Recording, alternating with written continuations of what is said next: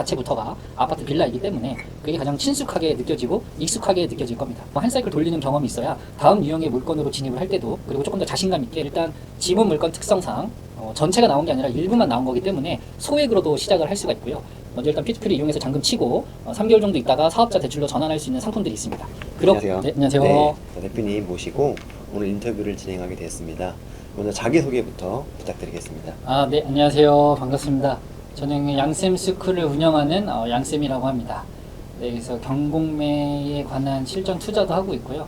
그에 따라서 경공매를 배우고 싶어하는 수강생들을 대상으로 해서 경매에 관한 교육 그리고 강의를 진행하고 있는 양쌤이라고 합니다. 반갑습니다. 네, 반갑습니다. 네. 네. 이제 대표님 그 경매를 이제 처음 시작하게 된 계기가 어떻게 되는지 이제 궁금합니다. 네. 처음 시작하게 된 계기는 아내가 먼저 시작을 했습니다. 제가 아내가 먼저 시작을 했었을 때 저는 이제 직업군인이었었고요. 그래서 그 아내가 이제 경매를 하다가 어려운 상황이거나 막히는 상황이 있을 때, 그때 이제 제가 뭣도 모르고 그냥 현장에 가서 이제 명도나 이런 걸 처리했었던 적이 있었거든요. 예, 그렇게 돼서 경매를 시작하게 됐습니다. 가서 막 나가라고 했나요? 네, 맞습니다. 네. 네, 그때 이제 아내가 이제 우리가 낙찰받은 집을 이제 인도를 받아야 되는데 거기에 사람이 있어서 인도를 받지 못한다. 그래서 저는 그때 명도가 명도인지도 몰랐고, 네, 그래서 아내가 그냥 가서 가서 얘기 좀 한번 해봐 해가지고 그때 그냥 전투복 입고 갔습니다. 일과 끝나고, 네, 전투복 입고 가서, 네, 저기 이거 우리 아내가 이거 우리 집이라는데 왜 안 나가시나요? 네, 그렇게 해서 명도를 시작하게 됐습니다. 혹시 전투복과 경기까지 같이 가지고 네, 다행히 이제 총은 시건해놓고, 네, 몸만 갔었습니다. 알겠습니다. 네네네. 두 번째 이제 첫 낙찰을 경험했을 때는 어떠셨는지. 네, 맞습니다. 이제 첫 낙찰했었을 때는 누구나 다 느끼는 감정이겠지만 되게 두려웠었고 뭐 얼떨떨하다라고 해야 되나? 그리고 낙찰이 됐는데 이거 내가 제대로 받은 건가? 이 가격은 잘 쓴 건가? 라는 의문과 그런 의심이 가장 먼저 들었고, 그리고 이게 맞나라는 이제 자신감 저하가 되는 생각들이 많이 들었었습니다. 그래서 그런 게 가장 먼저 떠오르고요. 근데 이제 낙찰받고 나서 우리가 알고 있듯이 명도를 해야 되고, 그리고 명도에서 사람이 나가게 되면 이제 인테리어를 해야 되잖아요. 네, 저도 이제 여러분들이 알고 있는 지식 순서대로 그렇게 진행을 하게 됐고, 그런 기억이 남는 것 같습니다. 엄청 두렵고 떨리죠? 네. 맞습니다. 네. 내가 생각해서 낙찰 받았는데도 불구하고 잘 받았나, 이 의심이 자꾸 들고. 네. 더 떨릴 때는 이제 그럴 경우 있잖아요. 낙찰이 됐는데 입찰자가 저 혼자야. 단독 낙찰이야. 그러면 더 이제 내가 잘한 게 맞나? 사람들은 왜 안 들어왔지? 라는 그런 상황일 때 또 그런 생각들이 드는 것 같습니다. 맞아요. 다 그런 것 같습니다. 네네. 그 다양한 물건들 중에서 네. 이제 아파트하고 빌라를 주로 소개하는 이유가 좀 있으신지? 네, 있습니다. 그 유튜브 채널을 보면 이제 아파트하고 빌라를 주로 소개하는데요. 경매를 시작하는 입문하시는 분들 보면 대부분 가장 또 쉽고 빠르게 조사 분석할 수 있는 물건의 유형이 아파트 혹은 빌라입니다. 아파트 빌라는 여러분들이 문 밖으로 나가면 아파트 빌라가 많이 보일 거고, 또 여러분들이 거주하시는 곳 자체부터가 아파트 빌라이기 때문에 그게 가장 친숙하게 느껴지고 익숙하게 느껴질 겁니다. 그래서 그런 물건들부터 이제 공유를 하고, 또 그런 물건부터 조사 분석해서 낙찰받는 경험, 그리고 한 사이클 돌리는 경험이 있어야 다음 유형의 물건으로 진입을 할 때도 조금 더 유연하게, 그리고 조금 더 자신감 있게 접근을 할 수 있다 보니까 아파트 빌라 이 물건들부터 이제 유튜브로 올리고 있습니다. 좀 친숙하게 자기가 먼저 경험했었던 물건들 위주로 하는 게 좋지 않냐, 이렇게 말씀해 주시는 것 같고. 맞습니다. 양쌤이 이제 개인적으로 좋아하는 경매 물건이나 유형 어떻게 되나요?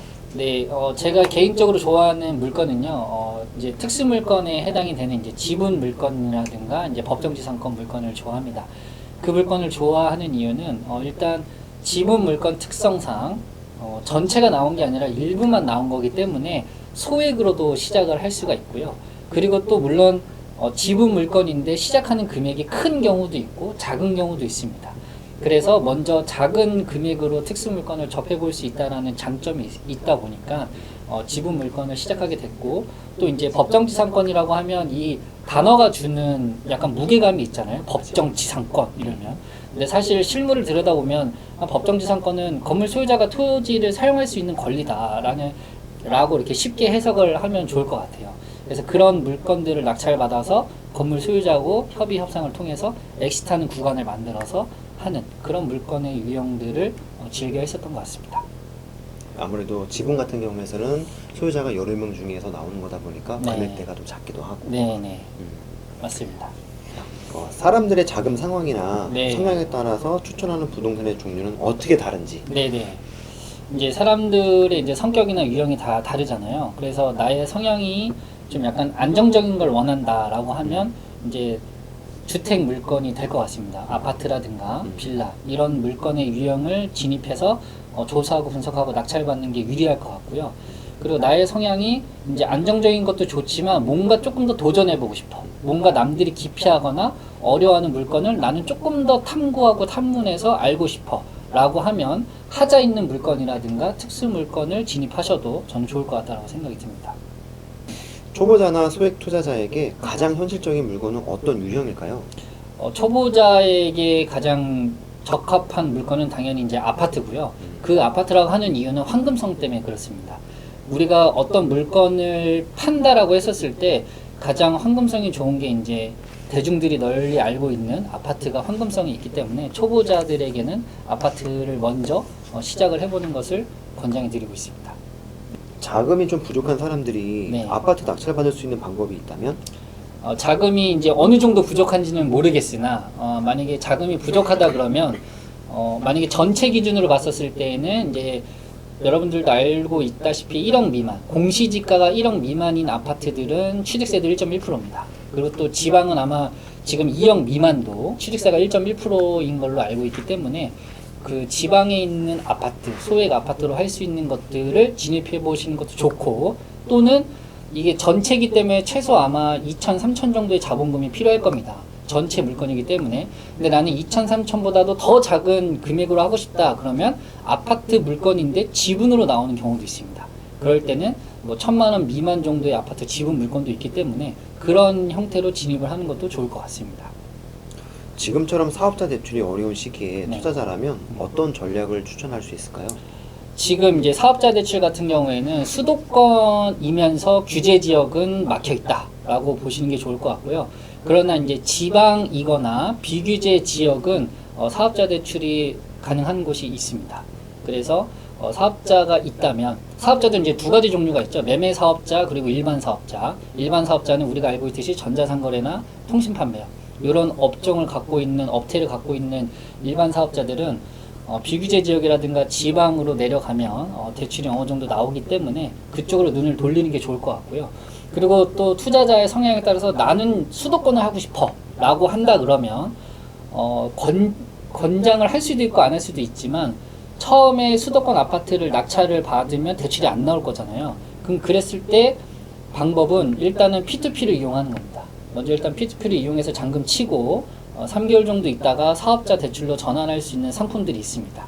그렇게 해서 수도권을 내가 꼭 받아야겠다, 내가 이 아파트를 받아서 수익을 낼 수 있다 라는 조건과 요건이 맞아 떨어진다라면 그렇게 좀 유연하게 할 수 있는 방법도 있다 라고 보시면 좋을 것 같습니다.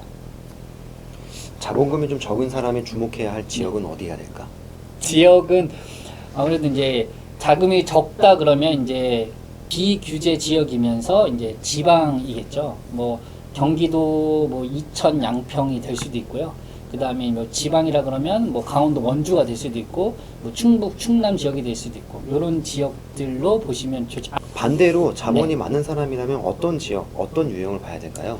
자본이 많다 그러면 저는 그때는 경매가 아니라 건물 투자를 하는 게 맞다고 생각합니다. 자본이 많다라고 하는 것은 아마 자기의 에쿼티가 뭐 3억 이상 있다, 2억 이상 있다 그러면 그때는 용산이라든가 아니면 성수동 쪽에 나와 있는 금매 물건을 잡아서 금매 물건을 잡을 때는 이제 로컬 부동산을 통해 가지고 금매 물건을 잡아서 그 건물 투자를 하는 게 유리하다라고 저는 생각합니다.